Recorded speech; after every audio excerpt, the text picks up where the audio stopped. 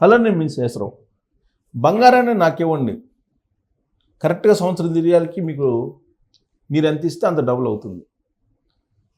ఆ మాట చెప్పిన తర్వాత నన్ను నమ్మి మీరు బంగారం నాకు ఇస్తారా?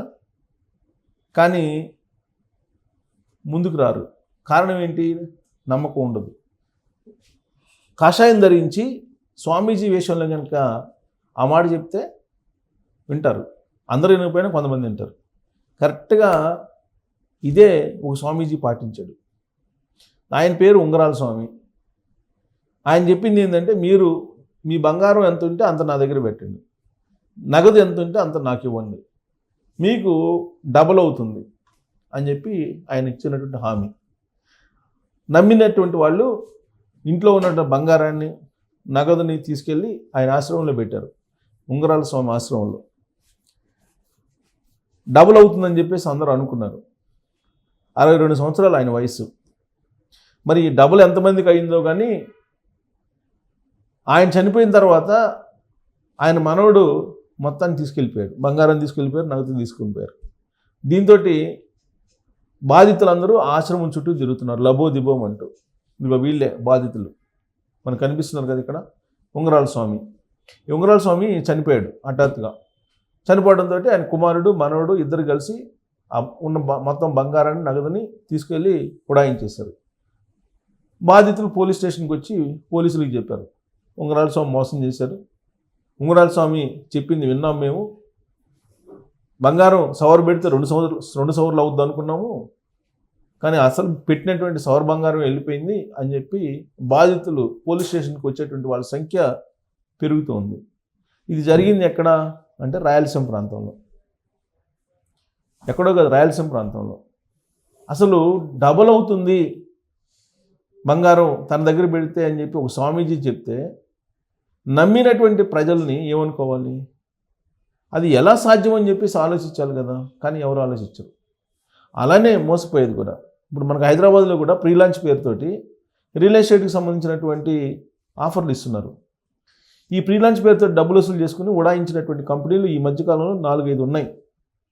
దాదాపు 13 నుంచి 14 వేల కోట్ల రూపాయలు ఎగేసి వెళ్ళిపోయారు వినియోగదారులకి ప్రీ లాంచ్ పేరుతోటి, లేదంటే రియల్ ఎస్టేట్ పేరుతోటి ముందుగానే డబ్బులు తీసుకుని వాళ్ళ ఇన్ టైంలో వాళ్ళకి ఫ్లాట్లు ఇన్నటువంటి వాళ్ళు కొంతమంది, అసలు వెంచరే లేకుండా వెంచర్ ఉన్నట్టు అబద్ధాలు చెప్పి నమ్మించి డబ్బులు వసూలు చేసినటువంటి వాళ్ళు కొంతమంది, ఇలా రకరకాలుగా వస్తున్నారు. వాసవికి సంబంధించినటువంటిది మనం ఆల్రెడీ చూస్తున్నాం. ఇప్పుడు వాసవి లాంటి పెద్ద కంపెనీ బోర్డు తిప్పేసేటువంటి పరిస్థితికి వచ్చిందనంటే, లబ్ధిదారులని లేదంటే వినియోగదారులని ఇబ్బంది పెట్టేటువంటి పరిస్థితి వచ్చిందంటే, ఆ జాబితాలో ఇంకా కొన్ని కంపెనీలు ఉన్నాయి, ఇంకా బయటికి రాలా. నివురు కప్పిన నిప్పులాగా హైదరాబాద్లో ఉండేటువంటి రియల్ ఎస్టేట్ కంపెనీల ఓనర్ల పరిస్థితి ఉంది కొంతమందిది. అలాగే అనేక స్కీములు, ఆ స్కీములతోటి ఆకర్షించి ప్రజల్ని వాళ్ళ దగ్గర నుంచి డబ్బులు దండుకొని వెళ్ళిపోయేటువంటి వాళ్ళు అనేక మంది ఉన్నారు, అనేక కేసులు ఉన్నాయి. దాంట్లో ఒకటే అగ్రిగోల్డ్, ఇలాంటివన్నీ ఉన్నాయి, చాలా ఉన్నాయి.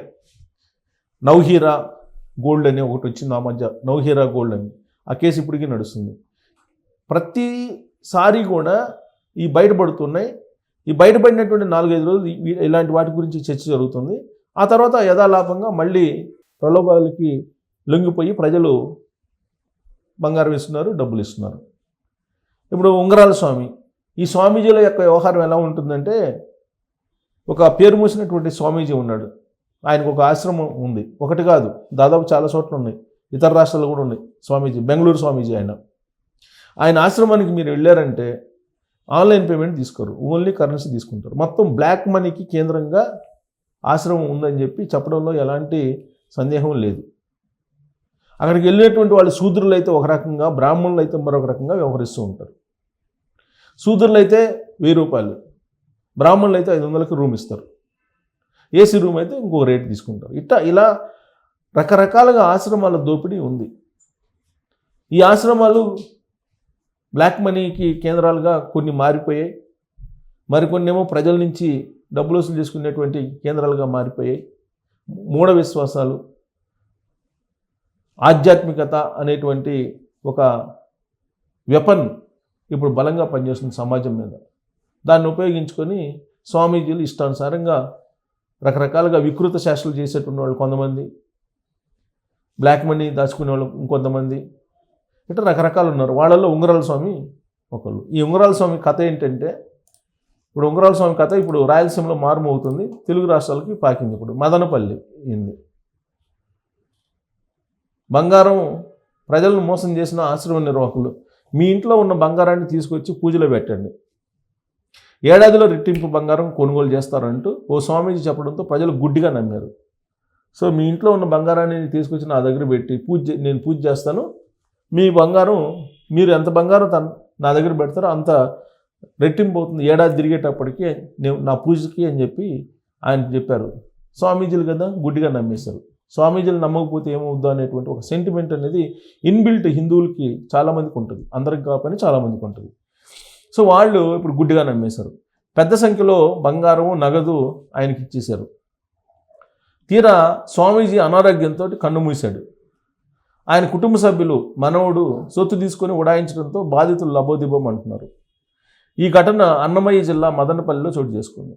మదనపల్లిలోని బసినికొండ గ్రామంలో వెంకటశాస్త్రి అనే వ్యక్తి ఉంగరాల స్వామిగా పేరొందాడు. సో వెంకటశాస్త్రి ఈయన పేరు. వెంకటశాస్త్రి అలియాస్ ఉంగరాల స్వామి అనమాట. ఉంగరాల స్వామిగా పేరు మోసాడు. వెంకటశాస్త్రి కాస్త ఉంగరాల స్వామిగా మారాడు. ఉంగరాల స్వామిగా మారి ఈ దందాన్ని ప్రారంభించాడు. సొంతంగా కేదారేశ్వర ఆలయాన్ని నిర్మించి అక్కడే ఒక ఆశ్రమాన్ని నిర్వహిస్తున్నారు. సో కేదారేశ్వర ఒక టెంపుల్ని నిర్మించాడు అక్కడే ఆశ్రమంలో.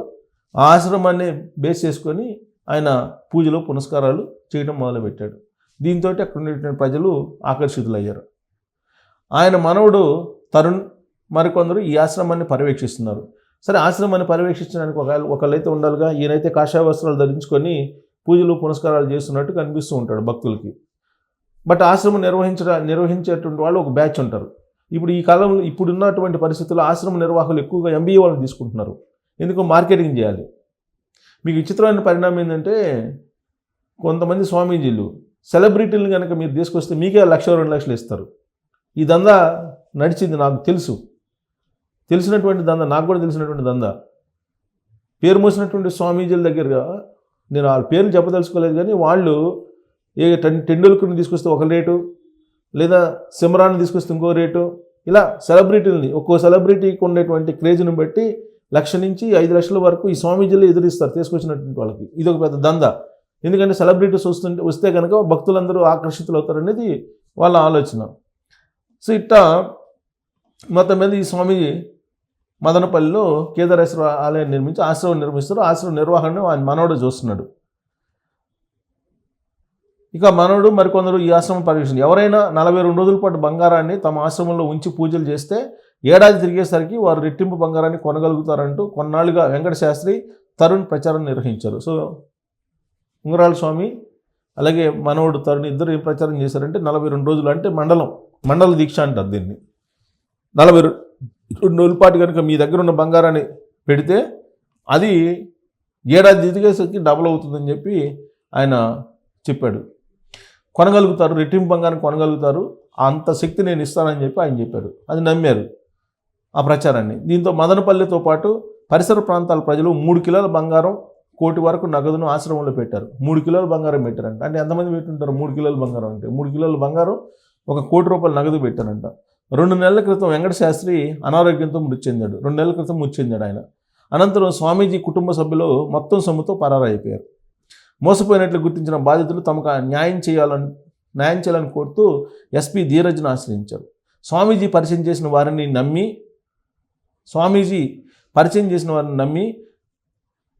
19.40 గ్రాముల బంగారం, 59,000 నగదు ఆశ్రమంలో పెట్టామని మదనపల్లి మండలం బసినికొండకు చెందిన లావణ్య విలపించారు. 90 గ్రాముల బంగారు 70,000 నగదు స్వామీజీకి ఇస్తే కుటుంబ సభ్యులు ఎత్తుకుపోయారని తమిళనాడు రాష్ట్రం పల్లెపట్టుకు చెందిన రామ్మూర్తి వాపోయాడు. సో తమిళనాడు దాకా వీళ్ళ దందా ఉందన్నమాట. సో ఇంకా బాధితులు రావాలి. కొంతమంది ఇద్దరే వచ్చారు బాధితులు ఇప్పటివరకు. ఇంకా బాధితులు ఉన్నారు చాలామంది. ఇప్పటివరకు తేలిన దాని ప్రకారం 3 కిలోల బంగారం, 1 కోటి రూపాయలు నగదు ఎత్తుకుపోయారు ఆశ్రమం నుంచి.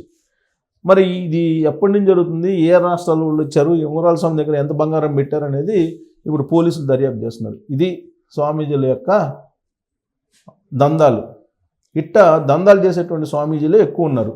కాకపోతే ఒక్కొక్కరు ఒక్కొక్క రూపంలో ఈ దందాలు చేస్తుంటారు. కొంతమంది ఏమో ఆశ్రమానికి వచ్చి విడిది చేస్తే పుణ్యం వస్తుందని చెప్పి కొంతమంది ఏమో మీ దగ్గర ఉన్న సొమ్ము మా దగ్గర పెడితే అది రెట్టింపు అవుతుందని ఇంకొంతమంది, ఇట్లా రకరకాలుగా పలు రూపాల్లో పూజలు, పునస్కారాలు, మంత్రాలు, ఇవన్నీ ఈ రూపాల్లో ప్రజల యొక్క బలహీనతని క్యాష్ చేసుకునేటువంటి స్వామీజీల సంఖ్య ఎక్కువైపోయింది.